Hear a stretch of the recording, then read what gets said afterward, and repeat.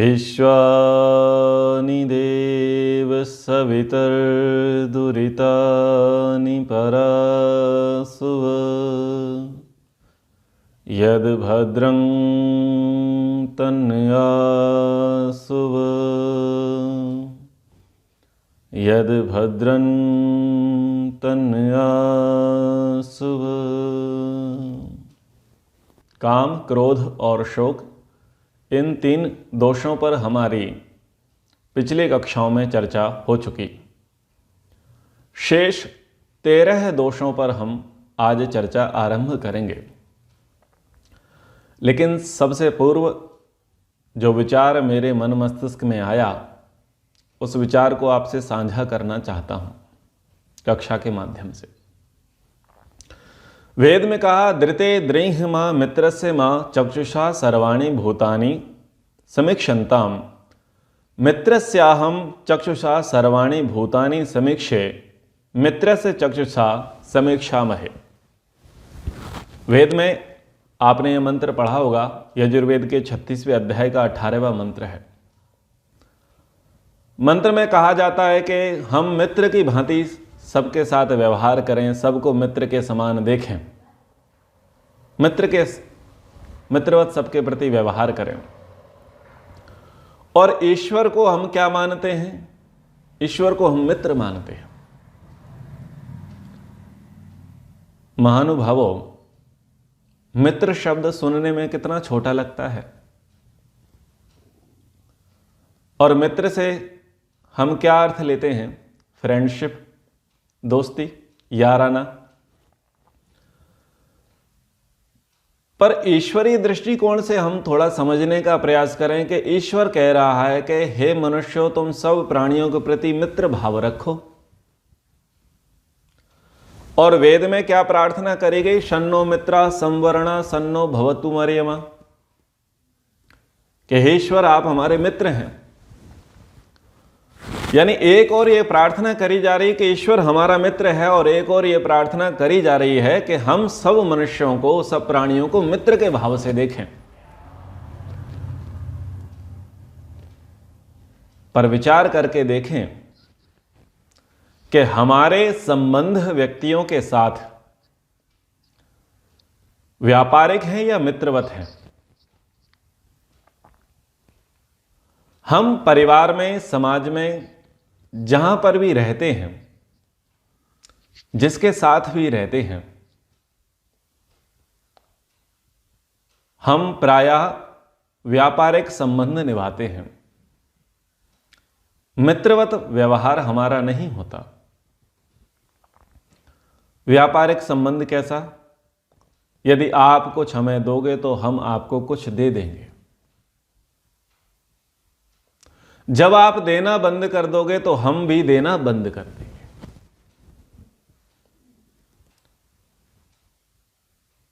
अब हम रिश्तों पर विचार करें।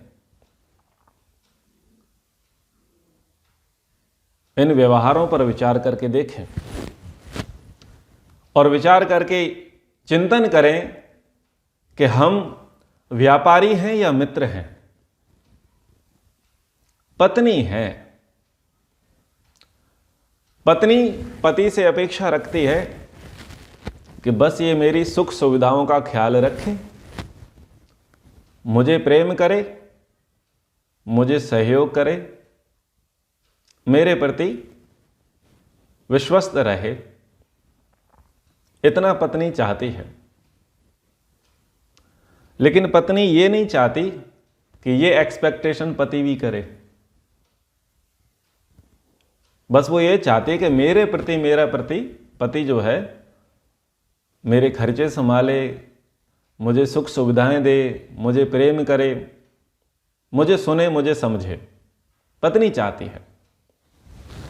लेकिन यदि पति के द्वारा कोई अन्य व्यवहार ऐसा हो गया जो नहीं होना चाहिए, तो बहुत छोटी सी बात थी, और इसमें क्या देखा कि सारा प्रेम, सारा संबंध, सारा समर्पण, सारा सहयोग एक कोने में रख दिया जाता है। और वो छोटी सी गलती, छोटा सा दोष, छोटा सा अपराध सिर पर उठा लिया जाता है। बोले आपने ऐसा क्यों बोला, आपने मेरे प्रति ऐसा व्यवहार क्यों किया, और आपके ऐसा करने से या आपके ऐसा व्यवहार करने से मेरा दिमाग खराब हो गया, यानी मुझे अनकंफर्टेबल फील हो रहा है। तो विचार करके देखना चाहिए कि पत्नी वहां मित्र थी या व्यापारी थी। पत्नी यहां पर मित्र नहीं होती, पत्नी यहां पर व्यापारी हो जाती। यानी वो जानती है यदि उसको सुख मिल रहा है तो वो सुख दे देगी, यदि उसकी आवश्यकताओं की पूर्ति हो रही है तो वो उसके अनुकूल व्यवहार कर देगी। लेकिन जब उसे लगा कि आवश्यकताओं की पूर्ति नहीं हो रही है अथवा मेरे अनुकूल व्यवहार नहीं हो रहा है, तो सारे व्यवहार को, सारे सम्मान को, सारे प्रेम को, सारे संबंध को तिलांजलि दे दी। और किस बात का इशू बना लिया, तुमने ऐसा क्यों बोला। इसका अर्थ क्या है, मित्रता नहीं है। माता पिता घर में होते हैं, घर में माता पिता बच्चों से क्या अपेक्षा रखते हैं, बच्चे पढ़ाई करें, अच्छे नौकरी धंधा व्यापार करें, फिर बढ़िया कमाई करें,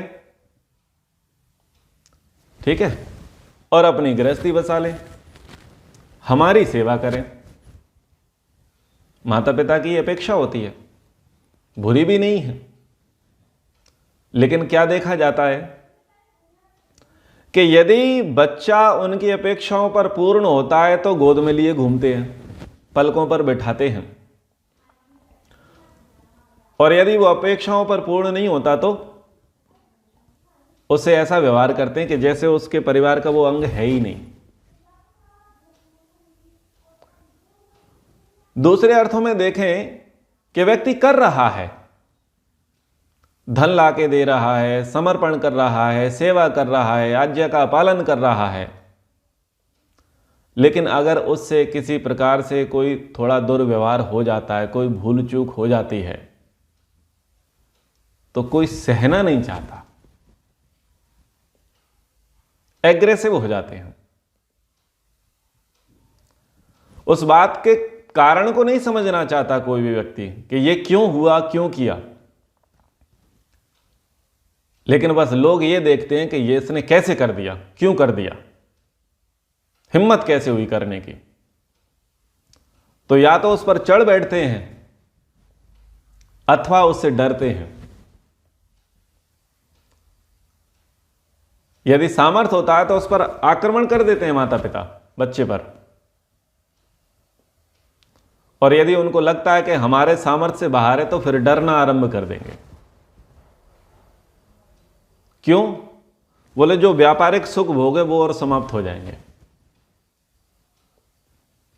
लेकिन मित्रता यहां भी नहीं दिखी, यहां पर भी क्या देखा, केवल व्यापारिक संबंध दिखे। गुरु का शिष्य है,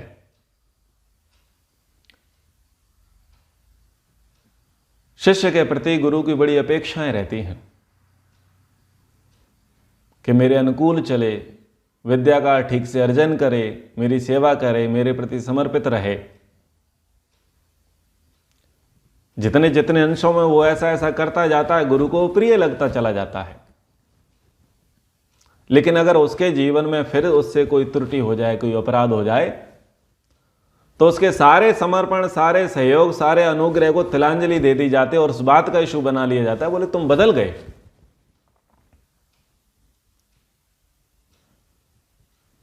कोई भी व्यक्ति, चाहे माता पिता हो, चाहे पति पत्नी हो, चाहे भाई हो, चाहे मित्र हो, सब ये नहीं देखना चाहते कि कारण क्या है, व्यक्ति बदला क्यों, और ये आरोप लगा दिया जाता है कि आप तो पहले जैसे नहीं रहे। क्या अर्थ निकला? संबंध केवल व्यापारिक हैं, व्यापारिक, मित्रता नहीं है। यदि मित्रवत व्यवहार होता है तो मित्रवत व्यवहार में क्या होता है, व्यक्ति की सहायता की जाती है, उसे हेल्प करते हैं, उसे सपोर्ट करते हैं, उसको समझने का प्रयास करते हैं। जब वो अच्छा करता है तो उसे अप्रिशिएट करते हैं, उसका उत्साह बढ़ाते हैं, उसको प्रेरणाएं देते हैं, उसकी बुरी बुरी प्रशंसा करते हैं। जब वो अच्छा करता है, चाहे वो पति हो या पत्नी हो, पुत्र हो, पुत्री हो, माता हो, पिता हो, गुरु हो, शिष्य हो, जब वो अच्छा करता है तो पहला कर्तव्य क्या है कि हम उसे बढ़ाएं, उसकी प्रशंसा करें। लेकिन यदि उससे कुछ गलत हो रहा है, उसके व्यवहार में कुछ परिवर्तन आ रहा है, उससे कुछ त्रुटियां हो रही हैं, तो इशू नहीं बनाना चाहिए, इस पर बवाल खड़ा नहीं करना चाहिए, उसको गांठ बांध करके नहीं बैठना चाहिए कि बोले तुमने ऐसा क्यों कर दिया। मतलब कड़वा कड़वा थू, मीठा मीठा गप। अच्छा अच्छा हम चाहते हैं और बुरा हम तुमसे बिल्कुल भी नहीं चाहते। और यदि तुम थोड़ा भी हमारे साथ बुरा करोगे तो हम तुम्हारे सारे अच्छे को कचरे के ढेर में फेंक देंगे। हम सब कुछ भूल जाएंगे कि तुमने क्या अच्छा किया, बस हम यही याद रखेंगे कि तुमने ये बुरा किया। क्यों? मित्रता नहीं है। परिवार में, समाज में, किसी भी रिश्ते में मित्रता नहीं है। मित्रता यह कहती है कि पहला कर्तव्य यह है कि जब व्यक्ति बढ़ता है तो उसे बढ़ाओ, उसे प्रेरणा दो, उसे उत्साह दो। और जब वो थोड़ा गलत व्यवहार कर दे, गलत आचरण कर दे, कुचेष्टा कर दे, कठोर वचन बोल दे या आपके प्रति अप्रिय आचरण कर दे, तो मित्रता यह कहती है कि आप उसे समझो, उसके कारण को समझने का प्रयास करो कि व्यक्ति तो अच्छा है लेकिन इससे यह बुरा हो गया, इसने यह बुरा कर दिया है। तो नियम यह बनता है कि उसके कारण को देखा जाए और कारण को समझ करके उस कारण के निवारण पर फोकस किया जाए।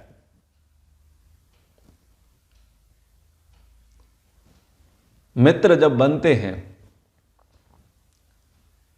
तो होता यह है कि दोष दर्शन नहीं करते, दोषों को देखा नहीं जाता, दोषों को प्रायोरिटी पर नहीं रखा जाता। लेकिन जब मित्र भाव होता है तो यह प्रयास किया जाता है कि दोष भी ना रहे।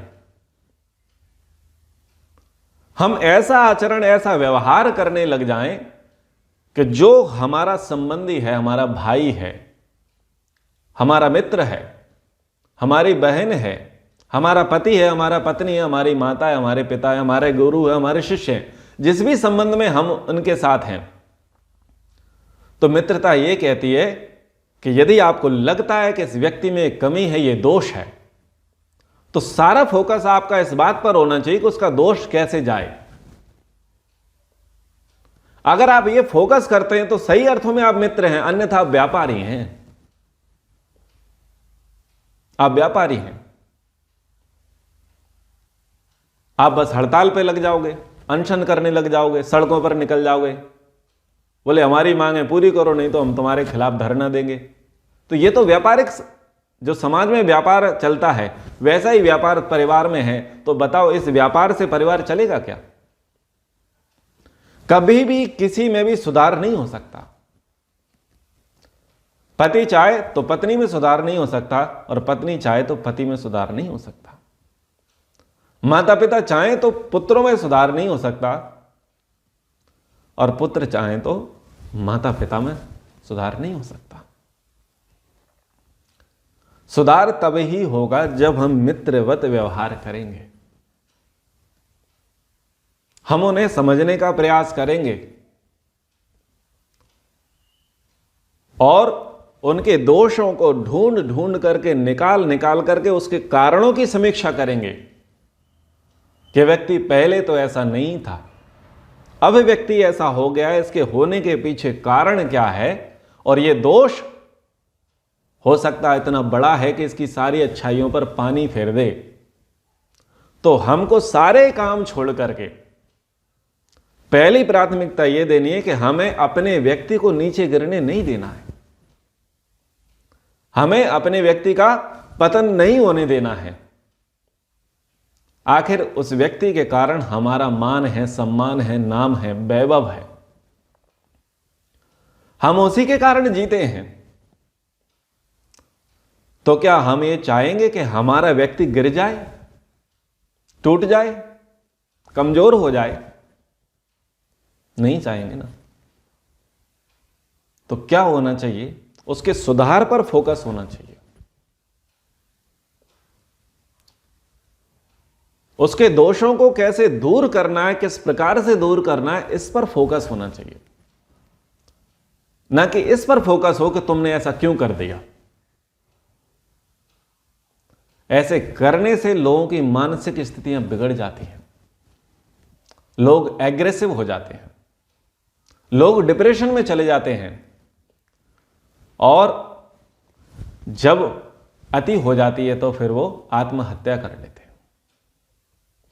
लोग पूछते हैं क्या हुआ, क्या हुआ, किस कारण से हुआ? बोले सब कुछ अच्छा था, पर पता नहीं उसके दिमाग में क्या जमा। बस ये देखते हैं कि आत्महत्या कर ली या वो दुनिया छोड़ के चला गया, और उस पर भी केवल और केवल दोषारोपण। लेकिन चिकित्सा करने की कोई नहीं सोचता, मनोचिकित्सक कोई नहीं बनता। इसका मूल कारण है आध्यात्मिकता का अभाव, ईश्वर भक्ति का अभाव। जब व्यक्ति ईश्वर के प्रति भक्ति नहीं रखता, ईश्वर के प्रति समर्पण नहीं रखता, ईश्वर अध्यात्म से ओतप्रोत नहीं होता, व्यक्ति अंतःकरण पर फोकस नहीं करता, तब व्यक्ति के भीतर मित्रता नहीं पनपती। व्यक्ति केवल और केवल व्यापारिक संबंध निभाता है। लेकिन जब हमें यह पता रहेगा कि हम तो देहांतर गमन करने वाले हैं,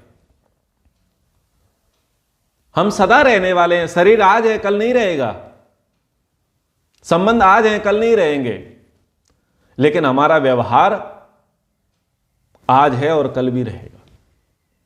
हमारे गुण आज भी हैं कल भी रहेंगे, हमारे दोष आज भी हैं कल भी रहेंगे, ये कभी खत्म नहीं होंगे, क्योंकि ये तो सॉफ्टवेयर है, ये तो अंतःकरण में चिपके हैं संस्कार हमारे, अच्छे और बुरे। तो यदि ये अंतःकरण का ध्यान हमारे अंदर रहेगा, पुनर्जन्म का विवेक हमारे अंदर रहेगा और ईश्वर भक्ति हमारे भीतर रहेगी, तो हम इस पर फोकस करेंगे, हम मित्रवत व्यवहार करने पर लग जाएंगे, हम व्यापारिक संबंध नहीं निभाएंगे।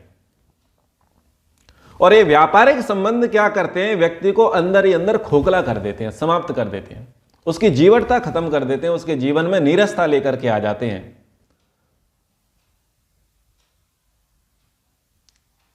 और बहुत बड़ी नास्तिकता उसके अंदर प्रवेश कर जाती है। आपने सोचा लोग नास्तिक कैसे हो जाते हैं? नास्तिक व्यक्ति ऐसे हो जाते हैं, व्यापारिक संबंधों को निभाते निभाते व्यक्ति के अंदर नास्तिकता आ जाती है। कहने के लिए बोल देंगे ठीक है हम आस्तिक हैं, ईश्वर को मानते हैं, लेकिन इतना कह देने मात्र से हम आस्तिक नहीं हो जाते। कुछ तथाकथित, कुछ निश्चित मंत्र पाठ कर देने मात्र से, हवन कर देने मात्र से और ध्यान उपासना कर देने मात्र से आस्तिकता पूरी नहीं हो जाती है। जब तक हमारा व्यवहार एक एक व्यक्ति के प्रति मित्रवत नहीं होगा, तब तक हमारी आस्तिकता सिद्ध नहीं होगी। इसलिए वेद में कहा कि हम मित्र की भांति देखें, पशु को, पक्षी को, वृक्ष को, वनस्पति को, हर मनुष्य को, हर प्राणी को मित्र भाव से देखें। क्या मित्र भाव है? कि हम उनका उपकार करना जाने,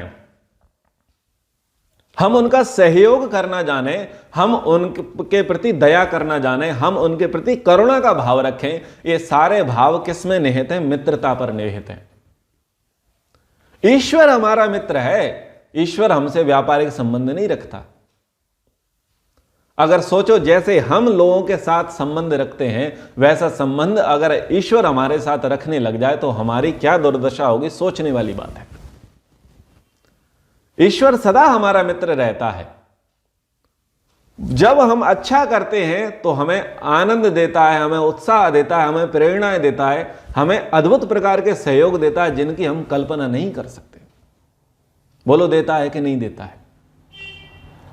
और जब हम गलत करते हैं, जब हम गलत मार्ग पर जाते हैं, तो वो हमें प्रेरणा करता है कि बेटा मत करो। हमें प्राकृतिक संकेत बताते हैं कि मत करो। वो हमें हर दम हर समय समझाने का प्रयास करता है, मत करो।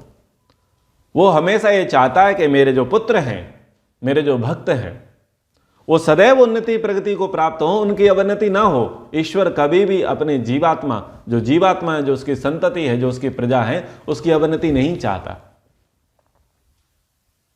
ईश्वर मित्रवत ही व्यवहार करता है और मित्रवत व्यवहार ही उसका दंड है। जब वो देख लेता है कि जिस शरीर में आप रह रहे हैं और आपने अपने अंतःकरण को दूषित कर दिया है और शरीर को पूरी प्रकार से बिगाड़ दिया है और इससे केवल और केवल आप अपराध ही कर रहे हैं और आपके कारण हिंसा ही हिंसा हो रही है, तब भी ईश्वर आपके प्रति मित्रता भाव दिखाते हुए आप पर दया करता है और आपका प्राणांत करा देता है। क्योंकि ईश्वर सुधारवादी है, ईश्वर विगाड़वादी नहीं है। इसलिए वो क्या करता है, हमें दंड देता है और हमें शरीर से अलग कर देता है और नारकीय योनियों में भेज देता है। इसलिए भेजता है कि हमारा सुधार हो जाए। हमारा सच्चा हितैषी ईश्वर है। और जब नारकीय यातनाओं को हम भोग चुके होते हैं तो फिर से वो अवसर देता है और कहता है कि बेटा आओ, हे जीवात्माओं आओ और मुझे प्राप्त करने के लिए पुरुषार्थ करो। ईश्वर कभी भी जीवात्मा के साथ द्वेष नहीं करता, ईश्वर कभी भी जीवात्मा के साथ बैर नहीं करता, ईश्वर कभी भी जीवात्मा के साथ व्यापारिक संबंध नहीं निभाता। ईश्वर स्वयं भी जीवात्मा का मित्र है और हमको मित्र होने के लिए प्रेरणा करता है। मित्रस्य चक्षुषा सर्वाणि भूतानि समीक्ष्य। हम मित्र की दृष्टि से सबको देखें, मित्र के भाव से सबको जाने समझें। तो इतना बड़ा मंत्र है, लेकिन कभी बुद्धि में आता ही नहीं कि मित्रता क्या है। तो हम ईश्वर की मित्रता को समझें कि वो हमारा किस प्रकार से मित्र है, वो हमारा किस प्रकार से उपकार करना चाहता है और उसने हमें बोला कि तुम मित्रवत सबके साथ व्यवहार करो। इसलिए मैंने परिवार का, एक समाज का छोटा सा उदाहरण देकर के इस मित्र शब्द को समझाने का प्रयास किया कि देखो, हम देखें कि हम जिस भी संबंध में हैं, हम जिसके जो भी लगते हैं, हम विचार करके देखें हम उसके साथ मित्रता वाला व्यवहार कर रहे हैं या व्यापारिक संबंध निभा रहे हैं। यदि व्यापारिक संबंध निभाएंगे तो ये केवल ढकोसला है, खोखलापन है, अधूरापन है, यानी ये नास्तिकता है। आप आगे का नहीं सोच रहे हैं। इससे, ऐसा करने से आपका अंतःकरण दूषित हो रहा है और वर्तमान यात्रा तो आपकी खराब हो ही रही है और भविष्य भी आपका खराब हो जाएगा यदि आप व्यापारिक संबंध निभाएंगे तो। जब व्यापारिक संबंध निभाने लग जाते हैं तो व्यक्ति इच्छाएं समाप्त कर देता है, टूट जाता है। जो जैसा जैसा मान लेता है बस वैसा वैसा करने लग जाता है। उसके अंदर से उत्साह उमंग समाप्त हो जाती है, जिजीविषा समाप्त हो जाती है। और यदि किसी व्यक्ति के अंदर आप जिजीविषा समाप्त कर रहे हैं तो इससे बड़ी हिंसा क्या होगी, इससे बड़ा स्वार्थ, इससे बड़ी पिशाच वृत्ति क्या होगी। सामान्य रूप से राक्षस और पिशाच तो उसे कहा जाता है कि जो दूसरे के मांस को खा करके अपना पेट भरना चाहता है, दूसरे की हिंसा करके स्वयं को सुरक्षित रखना चाहता है। इन बड़े अर्थों में राक्षस और पिशाच कहा जाता है। लेकिन ये सोच करके देखें कि हम केवल अपने ही स्वार्थ की पूर्ति करना चाहते हैं, अपनी ही उदर पूर्ति करना चाहते हैं, अपना ही सुख भोग चाहते हैं और दूसरे से कोई लेना देना नहीं है, तो सोचना पड़ेगा कि हम पशुओं के बड़े भाई तो नहीं हैं। सोचना पड़ेगा। तो हमारे अंदर पशुता ना आए। परमात्मा ने मनुष्य का शरीर दिया है और बुद्धि दी है, वेद का ज्ञान दिया है, कर्म करने की स्वतंत्रता दी है। तो उसको हम देखें, जानें, समझें और जीवन में आत्मसात करें और समझने का प्रयास करें कि हम नास्तिक ना बने। जिस भी व्यक्ति के साथ हम हैं उसके प्रति मित्रता का व्यवहार रखें, यानी उसको सहयोग करें, उसे समर्पण करें। यदि वो गलत रास्ते पर जा रहा है तो उसे सही मार्ग पर लाने का प्रयास करें। यदि उसमें कोई दोष है तो उन दोषों के कारणों को ढूंढें और उन कारणों का निवारण करें। यदि आप ये कर पाते हैं तो सच्चे अर्थों में आप मित्र हैं। आपके ऐसा करने से उस व्यक्ति का जीवन सुधर जाएगा और आपके अंदर एक अच्छे संस्कार आएंगे, एक बहुत बड़ी संभावना आपके अंदर जागृत होगी। और आप जिस जिस योनियों में, मतलब जब जब आप जन्म लोगे, इस संस्कार के साथ ही आप उपजोगे और आपका सानिध्य पाकर के लोग खुशहाल अनुभव करेंगे। लेकिन यदि इस व्यवहार को लेकर के हम शरीर को छोड़ते हैं, व्यापारिक व्यवहार को, कि यदि आप हमारे साथ अच्छा करोगे तो हम तुम्हारे साथ अच्छा कर देंगे, तुम 1% भी हमारे साथ बुरा करोगे तो तुम कौन और हम कौन, हम तुम्हें देख लेंगे, ये पशुता वाला व्यवहार करोगे तो वर्तमान जीवन भी आपका नष्ट और व्यर्थ होने वाला है और भविष्य जीवन भी आपका नष्ट और व्यर्थ होने वाला है। इसलिए अध्यात्म के पथिक, ईश्वर को मानने वाले हम सब सनातन धर्मी इस मित्रवत व्यवहार को समझने का प्रयास करें कि ईश्वर ने यह क्यों कहा कि मैं तुम्हारा मित्र हूं और तुमको मित्रता के साथ सबके साथ व्यवहार करना है। तो अपने अपने स्तर पर इस पर विचार करें, चिंतन करें, समझने का प्रयास करें कि वेद में क्यों कहा मित्र बने। तो कुछ ऐसे उदाहरण मैंने यहां से लिए जो मैं देखता हूं, अनुभव करता हूं, समझता हूं।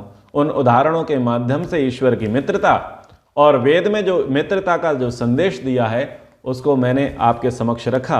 आप अपने अपने स्तर से उसे आगे बढ़ाएं। समय का हम सदुपयोग करते हैं और महाभारत के प्रसंग में आगे बढ़ते हैं। 3 दोषों पर चर्चा हो चुकी थी, क्रोध पर, शोक पर और काम पर। अब मोह पर चर्चा करते हैं। पितामह भीष्म युधिष्ठिर से कहते हैं, अज्ञान प्रभवो मोहा पापाभ्यासात् प्रवर्तते यदा प्राज्येषु रमते तदा सद्य प्रणश्यति। मोह किसके कारण बढ़ता है? मोह अज्ञान के कारण बढ़ता है। जितना जितना अज्ञान होगा उतना उतना मोह हमारा बढ़ जाएगा। यानी मोह का कारण क्या है? अज्ञान है। हम कारण की तो बात कर रहे थे। लोग कारण पर फोकस नहीं करते, लोग कार्य पर फोकस करने लग जाते हैं। ऐसा क्यों हो गया, ऐसा क्यों हो गया? ये समस्याएं गिनाने से समस्याओं का समाधान नहीं होगा। आपको कारण ढूंढना पड़ेगा और कारण का निवारण करोगे तो कार्य अपने आप ठीक हो जाएगा। तो जब व्यक्ति मोही है, मोहित है, आसक्त है, तो यह मत कहो कि ये मोही है, यह मत कहो कि आसक्त है, और उलाहना मत दो। इससे उसका मोह समाप्त नहीं होगा, कभी भी उसके अंदर सुधार नहीं आएगा। आप खोज करें, शास्त्र कह रहा है अज्ञान के कारण से मोह उत्पन्न होता है, और जब अज्ञान होगा तो मोह हो जाएगा और उसी के कारण पाप करने की प्रवृत्ति हो जाएगी। जब हम किसी पर आसक्त होते हैं, किसी के प्रति मोह करते हैं, तो हमारा विवेक नष्ट हो जाता है, हम अज्ञानी हो जाते हैं और फिर हम पाप की ओर बढ़ने लग जाते हैं। यानी मोह को और पुष्ट करने के लिए, मोह को और बढ़ाने के लिए हम धर्म का विवेचन बंद कर देते हैं, कर्तव्य का विवेचन बंद कर देते हैं। बस उसी के पोषण में हम लग जाते हैं और क्या करते हैं? पाप करने में आगे बढ़ जाते हैं।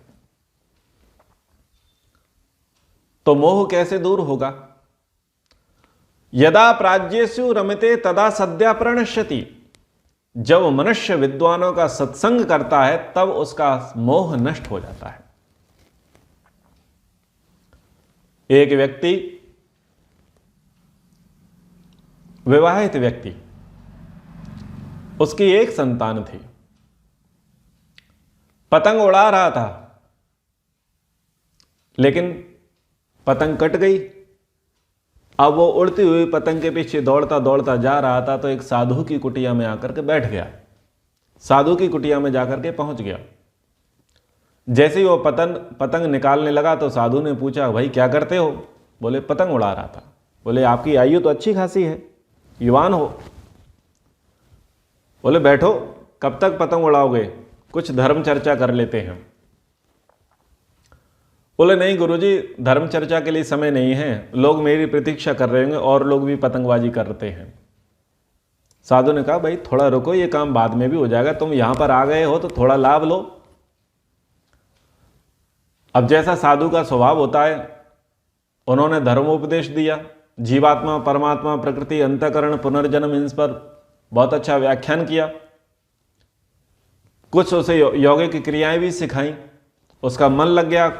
लंबे घंटे तक, ज्यादा समय तक वो साधु की कुटिया में बना रहा,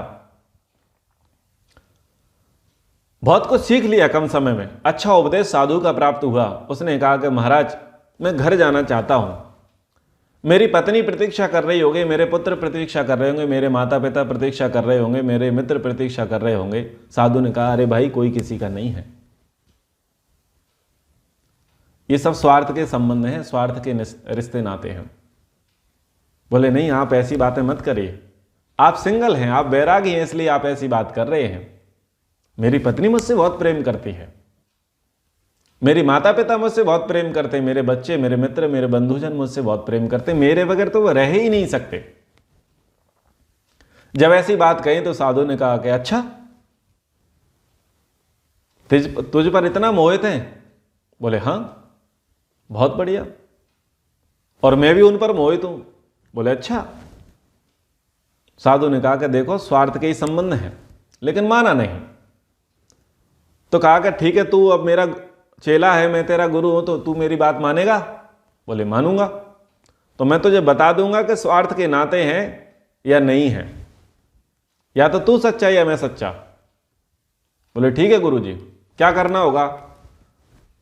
बोले करना ये होगा कि घर पे जाना और बोलना मेरा सिर दर्द हो रहा है, और लेट जाना। और महाराज ने उसको यौगिक क्रिया कम समय में सिखा दी, श्वास खींचना सीख गया था, प्राण खींचना वो, और प्राण खींच के बैठ जाना और बोल देना कि यदि मुझे कुछ तकलीफ हो तो मेरे गुरुजी को बुला देना, बस इतना काम तू करना। महाराज की आज्ञा का स्वीकार करके चरण स्पर्श करके वो अपने घर की ओर चला। पत्नी ने पूछा बड़ी देर में आए हो, कहां रह गए थे? अरे कुछ नहीं, थोड़ा चला गया था, मुझे पानी दो, मेरे सिर में दर्द हो रहा है। पानी पीता है, सिर दर्द का बहाना लेता है, खटिया पर लेट जाता है और प्राण खींच करके लेट जाता है। थोड़ी देर बाद आते हैं तो पता चलता है कि उसकी नस नाड़ियां बंद हो चुकी हैं। लोगों को लगा कि ये तो मर गया है। भाई चीख पुकार होने लगी, डॉक्टर को बुलाने लगा। तो पत्नी कहती है कि इन्होंने मुझसे कहा था कि यदि मुझे कुछ हो जाए तो मेरे गुरुजी को बुला देना, इनके गुरुजी पास में ही, पहले उनको बुलाओ, ये वहीं से आए हैं। गुरुजी आ गए। गुरुजी ने कहा कि भाई तुम्हारे बच्चे के प्राण जो है लगभग जाने के ही कगार पर हैं, लेकिन मैं पुड़िया देता हूं, और समझो इसके प्राण चले ही गए हैं, तो जो इसको अधिक प्रेम करता हो वो इस पुड़िया को खा ले। बोले इसमें क्या है? बोले इसमें जहर है, मैं उसके प्राण निकाल करके, जो मरेगा उसके प्राण निकाल करके इस बच्चे में डाल दूंगा, क्योंकि आप सब इस बच्चे को बहुत प्यार करते हैं। तो जो उसको पुड़िया को खा लेगा, मैं फिर उसके प्राण निकाल करके इसमें डाल दूंगा, ये जीवित हो जाएगा। भाई आपके कुल का दीपक है, आप सब लोग इससे प्रेम करते हैं, तो कोई तो ऐसा करे। तो पत्नी को अधिक प्रेम होता है ना पति से, तो सबसे पहले पत्नी के आगे वो पुड़िया साधु महाराज ने कर दी। पत्नी ने कहा कि महाराज मैं खा तो लेती, पर क्या करूं, अब बच्चा छोटा है, बच्चा भी बड़ा नहीं है। अगर मैं मर गई, ये जीवित हो गए, तो ये तो दूसरा विवाह कर लेंगे, मेरा बच्चा रह जाएगा। और जो माता अपने बच्चों का लालन पालन कर पाती है, वो पिता तो नहीं कर पाता। ऐसा हेतु दे करके पत्नी साइड हो गई। भाई को कहा, तो भाई ने कहा कि मेरा तो अभी विवाह नहीं हुआ, मेरा तो जीवन देखना ही बाकी है महाराज, मेरा तो अभी जीवन देखना ही बाकी है, मेरी तो अभी नौकरी लगनी बाकी है। अगर ऐसा नहीं होता तो मैं निसंदेह पुड़िया ले लेता और अपने भाई को जीवित करा देता। ऐसा कहकर के भाई भी शांत हो गया। माता पिता की ओर जब पुड़िया बढ़ाई गई तो पिताजी बोले कि अभी कोई दिक्कत नहीं, कोई गुंजाइश हो तो और बता दो, एक बेटा और कर लेंगे, और कर लेंगे, कोई बात नहीं, कम पड़ेगा तो। और अगर हम ही मर गए तो सारे घर गृहस्थी को कैसे देखेंगे, क्या करेंगे। कहने का अर्थ यह है कि उस परिवार में से कोई भी व्यक्ति उस पुड़िया को खाने के लिए तैयार नहीं हुआ। तो साधु महाराज ने कहा कि भाई मेरा तो शिष्य है, मैं ही खा लेता हूं, मेरा तो कोई ना पत्नी है, ना मेरा कोई पति है, ना मेरा कोई माता, ना मेरा कोई पिता है, मेरा कोई पुत्र भी नहीं है, भाई भी नहीं है, तो मैं खा लेता हूं, तुम्हारा कुल का दीपक, कुल का चिराग फिर से जीवित हो जाएगा। तो सब लोग एक स्वर में कहते हैं हाँ हाँ महाराज आप ही करो, आप संतों का जीवन तो परे तो होता है, दूसरों का जीवन जिलाने के लिए होता है, और आपका तो बड़ा बड़ा एहसान होगा, महाराज तुम ही पुड़िया को खा लो। महाराज ने पुड़िया खाई, चुटकी बजाई, बेटा उठ, जिनके लिए तो जीता था, जिनके लिए तू मरता था, देख ये कोई इस राख की भभूति को खाना नहीं चाहता था, और तू कह रहा था कि ये सब मेरे अपने हैं, और इनको अपना मान करके तू इतना सारा काम कर रहा था, सारा प्रपंच कर रहा था। तो मोह अज्ञान से उत्पन्न होता है, और सत्संग करने से मोह नष्ट हो जाता है। अंगुलीमार डाकू था, रत्नाकर डाकू था। रत्नाकर डाकू था, लूटपाट करता था, लूटपाट करता। एक दिन साधु महाराज निकले उसके रास्ते से, तो साधु को बंदी बना लिए। बोले बाबा तेरे बहुत अच्छे सेठ यजमान होंगे, मैं तुझे पकड़ लेता हूं, तुझे छुड़ाने के लिए कोई ना कोई सेठ आएगा और मेरा महीने भर का काम हो जाएगा, आज तो बड़ी रकम हाथ में लगी है। साधु महाराज बोले अरे पापी, इस मूर्खतापूर्ण, इस पापपूर्ण कर्म को क्यों करता है? बोले अपने परिवार का भरण पोषण करने के लिए करता हूं, और तुम इसे पाप कह रही हो, तो मेरा कर्तव्य है, मेरा धर्म है अपने परिवार का भरण पोषण करना। बोले नहीं, तू मोह में आवृत होकर के पाप कर्म करता है। बोले साधु महाराज शास्त्रार्थ की ज्यादा ज्ञान की बातें मुझसे मत करो, और मुझसे बच निकलने का प्रयास मत करो। आज तुम बड़ी रकम मेरे हाथ आ गई है, बड़ी मछली मेरे हाथ आ गई है, आज तो तुम्हारा शिकार करूंगा, और तुम्हारे कारण से मेरा महीने भर का राशन पानी आ जाएगा, धन धान्य मिलेगा, क्योंकि तुम साधु हो और तुम्हारे कई चेले सेठ होंगे, तुम्हें छुड़ाने के लिए मोटी रकम मिलेगी। साधु ने कहा कि कोई बात नहीं, तुझे रकम भी मिल जाएगी, सब मिल जाएगा, लेकिन मैं कह रहा हूं कि तू पाप कर रहा है, तू मोह में आवृत है। तू पूछ के आ कि जो तू पाप कर्म कर रहा है मोह से आवृत होकर के, तेरे उस पाप में तेरे परिवार वाले सहयोगी हैं या नहीं। तो साधु महाराज को वहां पर जंगल में पेड़ से बांध दिया, उसके लिए 2 सेवक रख दिए कि साधु महाराज छूटे नहीं। और रत्नाकर डाकू दौड़ता दौड़ता हाथ में कुल्हाड़ी लेकर के घर गया और पिताजी से जाकर के पूछा। पिताजी सबसे पहले आंगन में मिले। बोले मैं जो कर्म करता हूं वो आपको कैसा लगता है? तो पिताजी मौन थे। पिताजी ने सिर नीचे कर लिया, फिर अपने हृदय सामराज्ञी अपनी देवी के पास जाता है कि बताओ मैं जो कर्म करता हूं क्या वो पाप है? बोले बिल्कुल पाप है, तुम पाप करते हो। पत्नी ने बोला तुम पाप करते हो? अच्छा, मैं तुम्हारे लिए कमाता हूं, बच्चों के लिए कमाता हूं, ये सब कर रहा हूं, किसके लिए कर रहा हूं? तुम्हारे लिए तो कर रहा हूं। तो क्या जो मैं पाप कर्म करता हूं, मैं लाता हूं, उसको तुम सब खाते हो, अपना जीवन अच्छे से चलाते हो, लेकिन क्या अगर मुझे पाप का फल मिलेगा तो उस फल में तुम सहयोग हिस्सा नहीं लोगे क्या? बोले ना, बिल्कुल नहीं लेंगे। हमने कब कहा कि तुम गलत काम करो? हमने तो यह कहा कि तुम परिवार का पालन करो। हम तुम्हारे गलत कार्यों में सहमति नहीं देंगे। तुम्हारा पाप तुमको स्वीकार्य हो, तुम गलत तरीके से, अनैतिक तरीके से धन कमा करके लाते हो, तुम्हारे ऊपर है, हम तुम्हारे पाप के भागीदार नहीं बनेंगे। तो लौट करके गया और उसने कहा कि प्रभु मेरा मोह नष्ट हो गया, अब मैं इस पाप कर्म को छोड़ता हूं और मैं सन्मार्ग से, धर्म मार्ग से अब अपने आजीविका आरंभ करूंगा। तो व्यक्ति मोह के कारण पाप कर्म करता है, और मोह क्यों होता है? अज्ञान के कारण।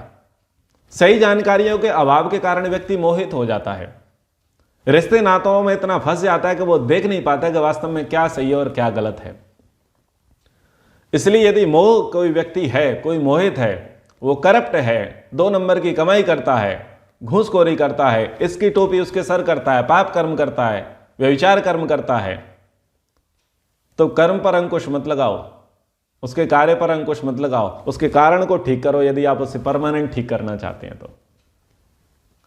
अज्ञान को नष्ट करा दो। अज्ञान के कारण मोह उत्पन्न हुआ तो सत्संग क्या करेगा?